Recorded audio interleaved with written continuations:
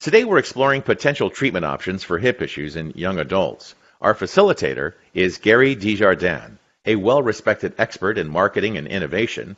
He's a strategic thinker, and he's the recipient of the Johnson & Johnson Achievement Award for Excellence in leading new product commercialization. Welcome, Gary. Good day, Gene. Good to be back with you. Thank you. So theme number one is an introduction to the panel's objectives. This is a unique panel, something we've never done before, and I'm excited for you to introduce it to us. So please tell us about these panel objectives. You're absolutely right, Gene. This is a first-of-a-kind study for current. Instead of having a corporate entity, we actually have parents who have a teenage girl with a diagnosed hip retroversion who are looking to better understand different treatment options, hopefully non-invasive treatment options to help her with her quality of life. And so this is the really first time we've done this in family. Yeah. It's a great that the parents are doing this, and current's well suited to create a breadth of or reach a breadth of different types of practitioners, which we'll see here in a minute, to help. And so with that in mind, then the parents have these three objectives: to gain a breadth of understanding of potential treatment options for their daughter. And in the process, we're going to cast a fairly wide net of potential minimally invasive treatment options. They've already done some work in terms of more invasive options, such as surgery, and they obviously want to pursue a different course than that. They also want to develop a deep knowledge of the science, so making sure that we have therapeutic options that are founded in science would give them great confidence in pursuing those. And then finally, if there's a way to identify leading practitioners or institutions that have experience in hip retroversion in young adults or girls or teens, then that would also be a great outcome. But the magic of this kind of a platform is that we can use AI to go out and find these kinds of people. Tell us about the people that sat on this panel. Well, you're absolutely right, Gene. We have a wide variety of panelists here, everything from practicing physicians, orthopedic surgeons, to another end of the spectrum, which is more holistic medicine, nutritionists, chiropractors, acupuncture. So this is really the nice casting of the net to include many different options for the parents to eventually consider. And all these different practitioners, again, you say from naturopaths all the way to physicians, do they all play well together and respect the different modalities? Yes, it's been really good to see how they all build upon each other. And as I'll elaborate a little bit more here, or at least I've touched upon in the objectives, is that they all are bringing forward a real, I think, good, solid science behind a lot of the recommendations that they're bringing forward. So it's not just kind of hocus pocus medicine. It's actually stuff that's rooted in science. And so when you're actually talking from a scientific platform, it really creates strength for the conversation and not just conjecture. So great. I can't wait to get into this. Let's start with the executive summary. It looks like you have 3 key points here, Gary.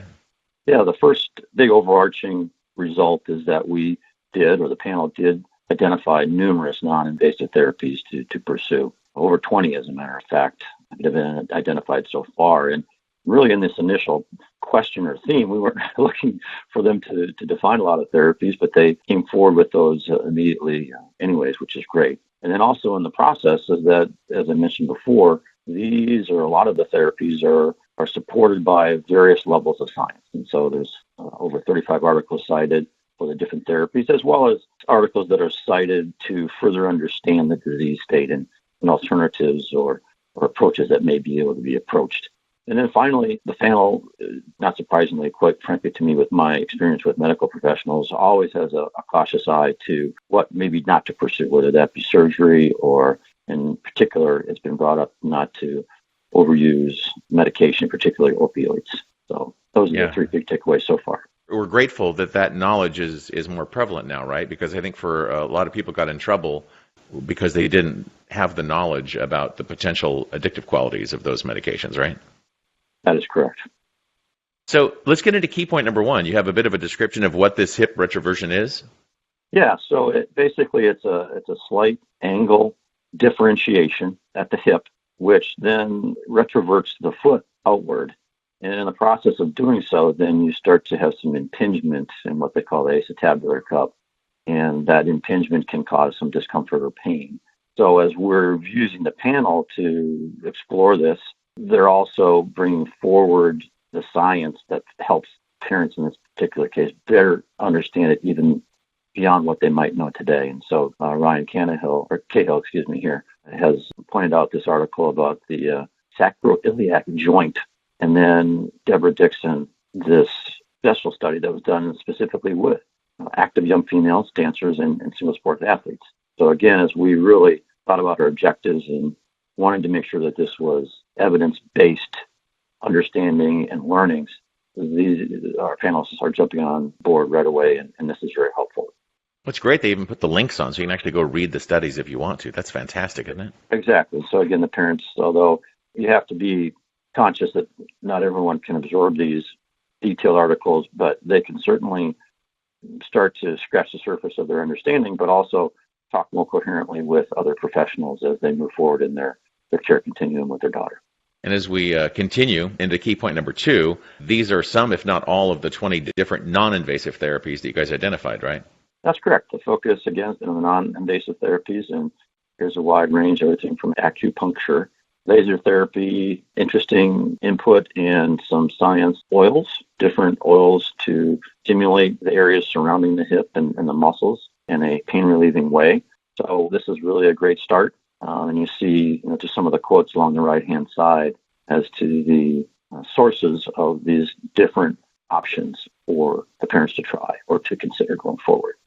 Now, I know part of the current panel in terms of this also has various assets that people can use, and your key point number 2 continues with some of this visualization, right?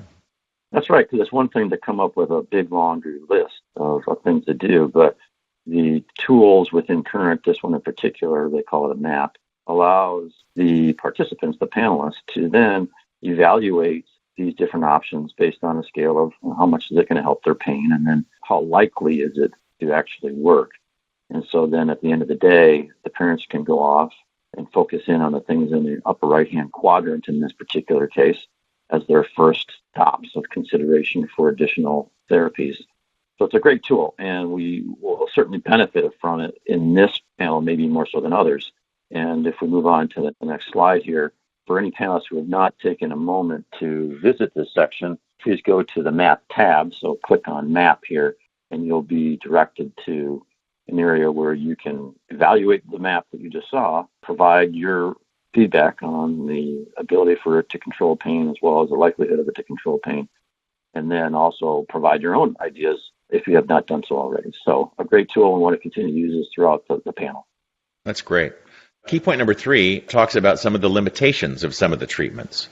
Yes, parents obviously want to make sure that anything we pursue or they pursue would be certainly very safe. And they've already gotten some red flags, I think, in terms of more invasive surgery, but even some that may be more minimalistic, like arthroscopy, can also have some potential complications. So again, the panel is bringing forward these, so it can be very transparent to the parents. And then, again, in this case, Lawrence has supported it with evidence-based information. And then Mark down here below has also recognized the significance or the risk associated with any kind of types of medications that you may take or overuse as a real watch out. So exactly what the panel is supposed to be doing and very helpful for our parents. That's fantastic. So again, a very active panel, lots of great input, as you said, but tell us about these 3 that stood out. Yeah, again, very diverse, right? You have maybe a classically trained physician in Mark. So he certainly has all of the medical history, medical perspective, and so does Lawrence as well. But also then he has some kind of subspecialties where he has focused more on nutrition and some other traditional Chinese types of approaches, which again, these alternative medicine approaches are important for the parents to consider. And then Ryan Cahill brings the chiropractic combination with the physician background and his ability to be close to the education space also then brings him close to the evidence that is often at the forefront of the classes that he's teaching. Wow. I think you did a great job of introducing this panel, this theme, this new idea, and a lot of the support material that goes along with it, Gary. What can we look for in our next theme? Where is this headed? Yeah, well, the panel has quickly come to the aid of the parents and recommended many, I think, thoughtful and high potential options to consider. And we've only scratched the surface because we haven't really revealed, I think, a lot of details about the patients condition. And so that's what we'll be doing in the next theme, is reviewing that in detail, the MRI reports, some of the other examinations by the practitioners that the parents have been using, and then the therapies that they've pursued and kind of what they felt has worked and not worked as another stimulus for the group to then think through different options for the parents to consider. Great. Gary, I mean, your whole career has been filled with really interesting, innovative ideas, and this is no different. And I really look forward to getting updates as we continue to follow along with this research study. So thank you so much, Gary. Thank you, Gene. I'm looking forward to it as well. Alrighty. Gary Desjardins, again, over 15 years of experience in life sciences, well-respected marketing and innovative person, and as you can tell, a very deep strategic thinker. And I look forward to our next conversation, Gary. Thanks, Gene. Have a great day.